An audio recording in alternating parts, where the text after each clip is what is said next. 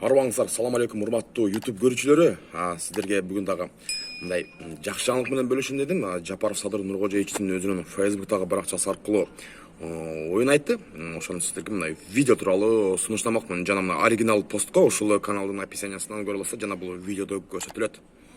Ушул видео менен баарына бөлүшүп коюңуздар. Ал жерде мындай жакшы бир өзүнүн тууган уругуна карабастыгын баса белгилеп айтып кетти. Ошотуңдар.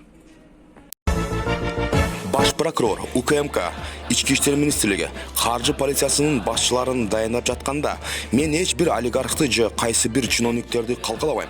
Мамлекеттин казынасына кол салса, салыкты жашырса, коррупциялык иштерге аралашкан болсо, мейли ким болбосун жооп берүүгө тийиш деген элем. Элдин мүлкүн кайтарып беришсин да.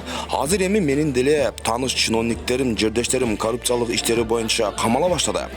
Туугандары чыгарып бер деп келип жатышат. Биринчиден, мен азыр эч ким эмесмин. Экинчиден, айтылган сөз атылган ок. Баарыбыз мыйзам алдында бирдей жооп берели.